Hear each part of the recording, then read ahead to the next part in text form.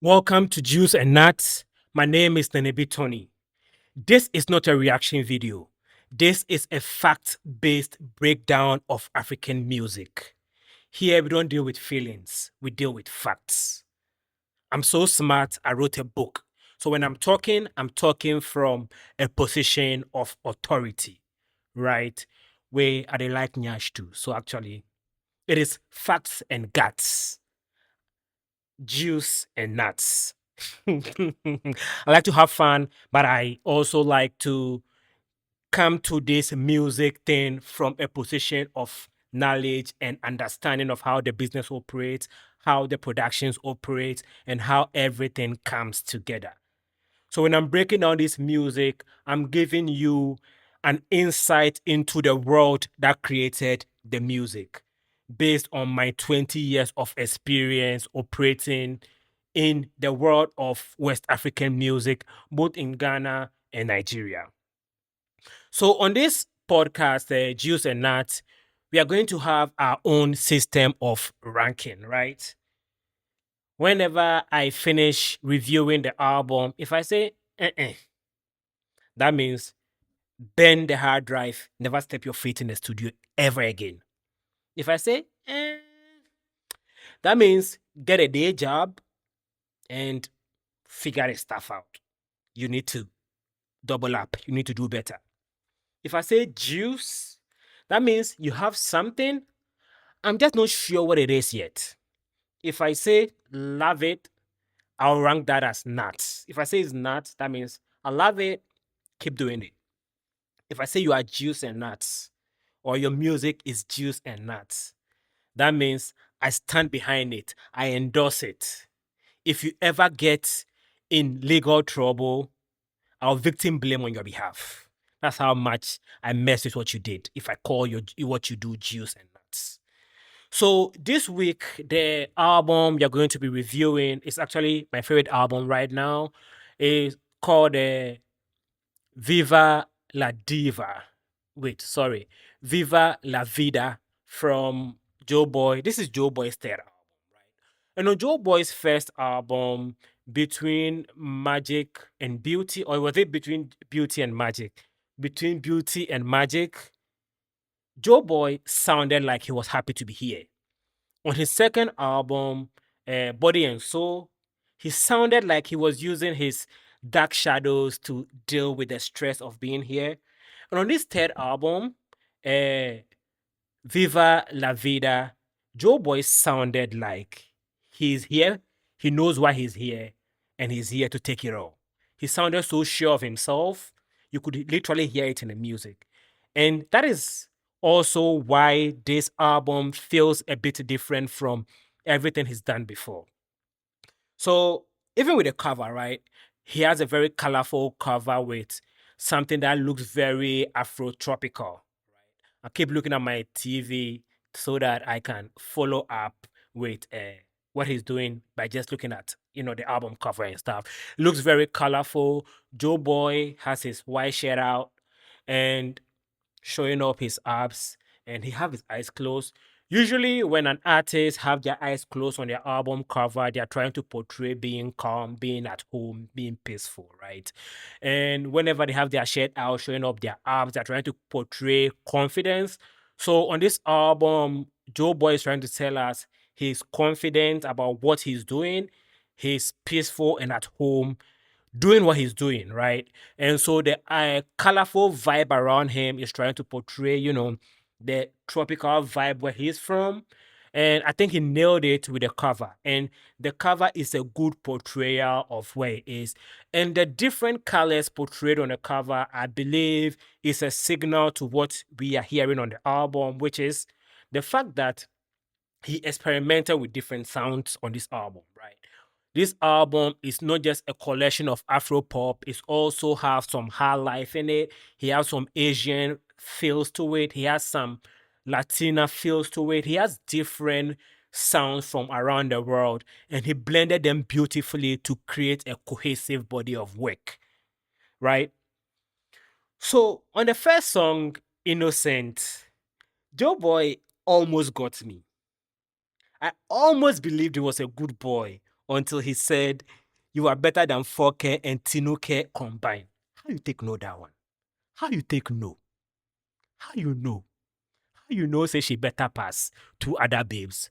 What you go find for that side where you take know?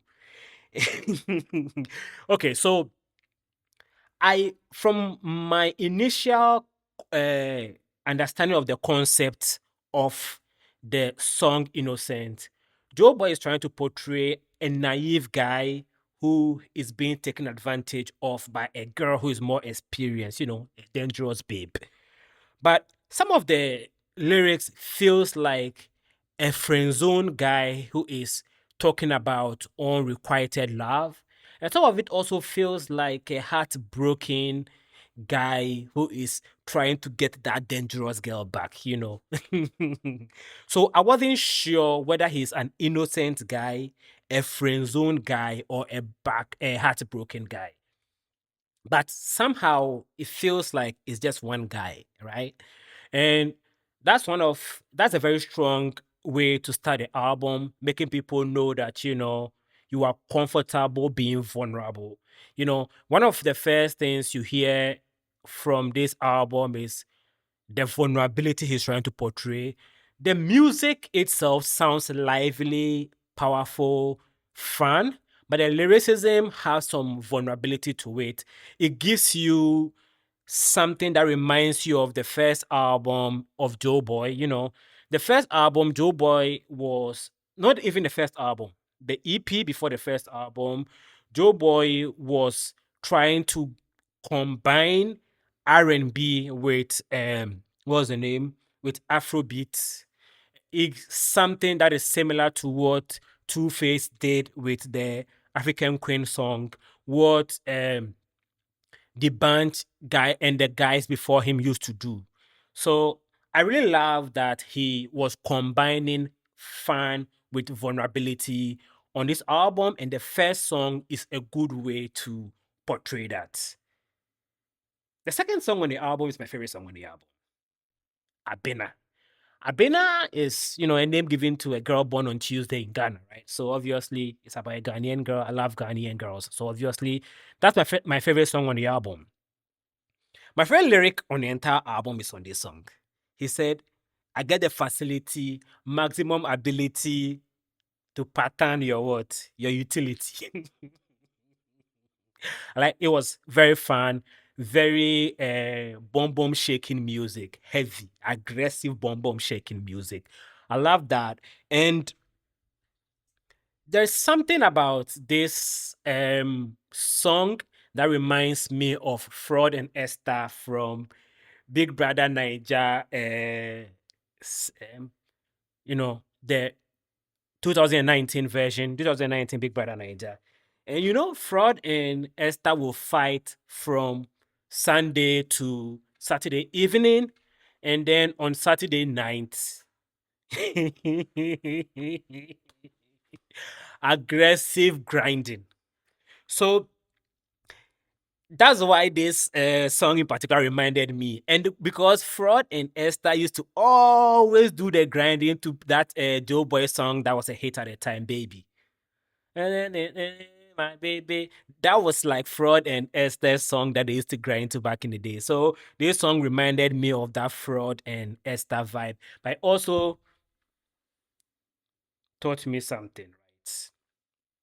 The fact that you and somebody have dance floor chemistry doesn't necessarily mean that you and them are going to have life chemistry. Me and my duvet have bed chemistry. You don't see me walking around every day with my duvet wrapped around me, right? So there's something about Afrobeat artists that try to equate dance floor chemistry to marriage proposal. So on this particular song, one time Joeboy was singing that, let me feel your gobe. And the next second, he was singing, can we pray? What are you praying for? Are you praying for the ability to touch her gobility? Anyway, so the equating of dance floor chemistry to marriage proposal is one of the most popular tropes in Afrobeat music, but for some reason it works. And so it worked on this song. It was just fun feel. So also, Streets Are Lonely, the third song on the album, right? I almost believe that the streets are being mean to what was the name? Joeboy, until I remember that he was a Yoruba boy. How? You know what? Which came first? Is it the Lagos boys or the Lagos girls that are making the streets how messy it is? I'll never know. So I feel like Joe Boy need to sit down with Elozonam, the therapist, to get to the bottom of what is happening on the street of Lagos. Why are the streets lonely? So from what I gather now, Taxi Driver is like the song that the label is pushing right now. It is the song from the album that is geared to probably become the hit right now. And it makes sense because Taxi Driver is the song that sounds and feels like today. There's a lot of Highlife influence in the current sound of Afrobeats. Almost every Afrobeat song that is going out and becoming hits right now have some Highlife feel to it. So Taxi Driver being in the vein of the current trend of Afrobeat makes sense to be the one being promoted, except that I have a little problem with the Taxi Driver song. Sometimes Joe Boy sounds like he is singing about a girl talking to the taxi driver. Sometimes he sounds like he's talking to the girl in the back of the taxi ride. So which is it? Uchi Wali Wali or One Mic? Is he singing about a girl or singing to a girl? I wasn't sure which one he was trying to do on this song, right? So that is something I have found as an issue I have with Afrobeat songs, right? Sometimes they have a concept, they are trying to execute a concept, but for some reason, they bring in other stuff that take away from the concept, right? In trying to speak to everything, just speaking to nothing. But even though that is something that I picked up on some of the lyrics, I'll commend Joe Boy for one thing. When it came to the sequencing, he executed that perfectly. So the first part of the album, from track 1 to track 7, it was, I'll call that part Babes and the Wahala.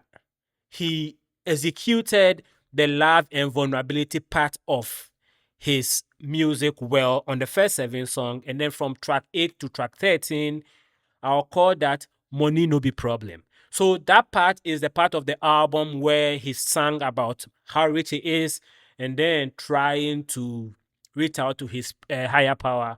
You know, I don't know what his spiritual beliefs are, but he did say Father a lot. So I'll assume he's a Christian, right? And so that's the part of the album where he spoke about his money, but also spirituality.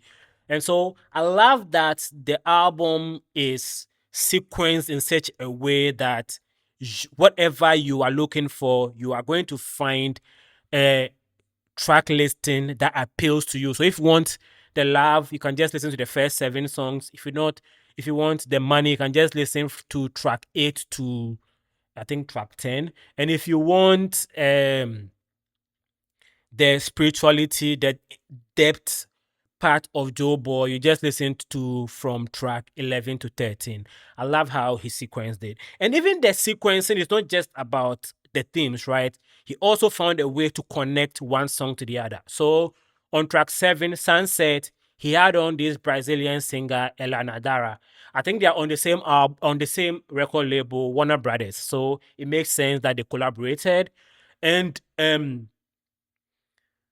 Elana Dara did her verse in, I think, Portuguese or Spanish. I wasn't sure which language she was using, but it was clearly a foreign language, Portuguese or Spanish, right?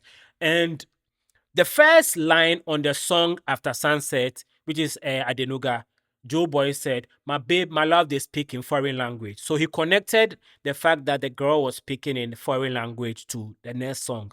And I also think that My Love, They Speak in Foreign Language is not just about the girl or speaking language as in words, but also the fact that he was bringing a lot of foreign sounds onto the album. So on songs like The Streets Are Lonely and then Free of Charge, he had a lot of Asian influence on those songs.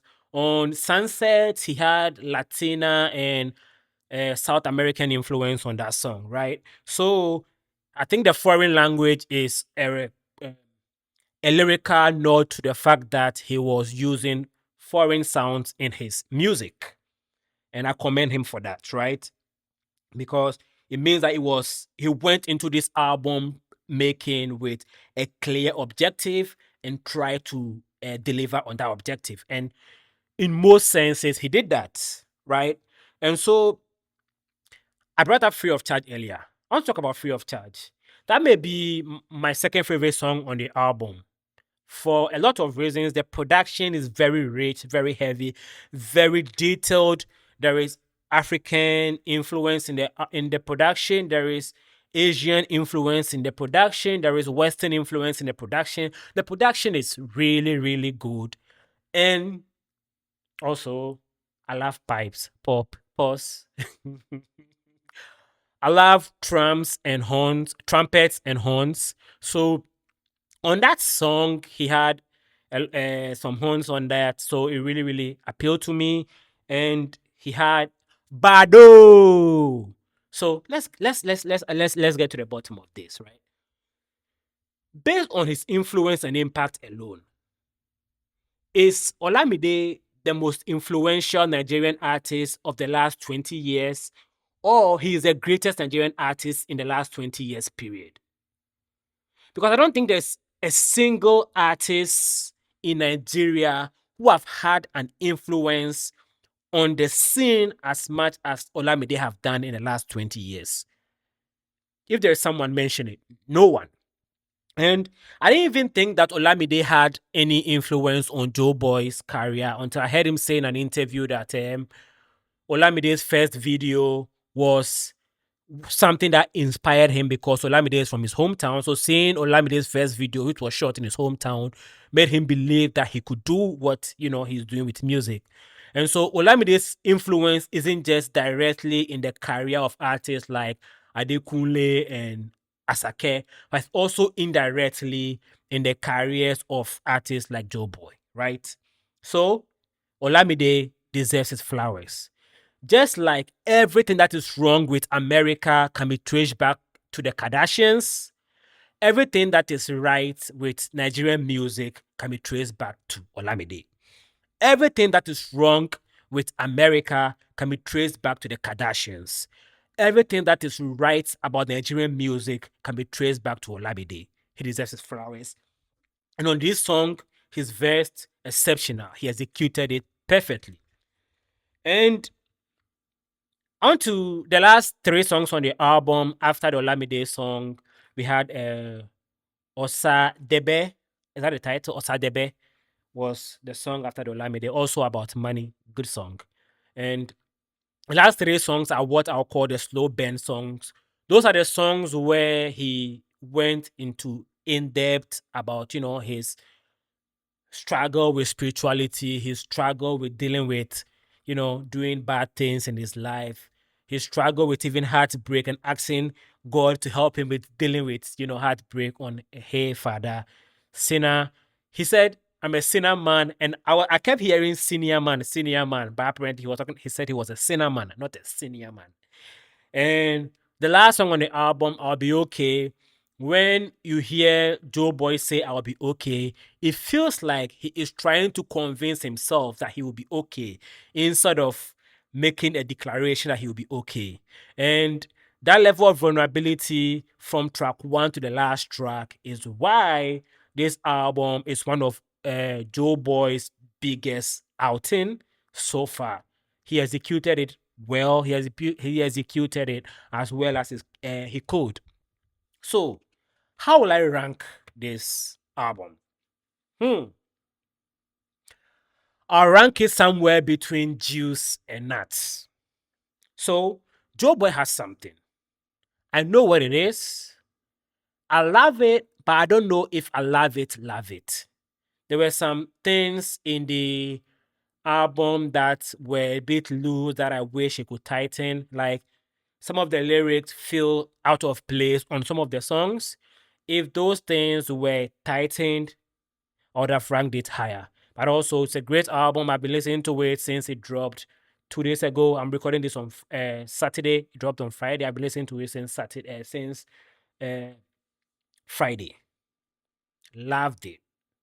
I think I'm going to keep playing it for the rest of the week. Let me know what you think. Which songs are your favorite songs on the album? Which songs do you agree with me on? Which song do you disagree with me on? Your thoughts matter. They don't matter to me, but they matter. Share it with the rest of the world.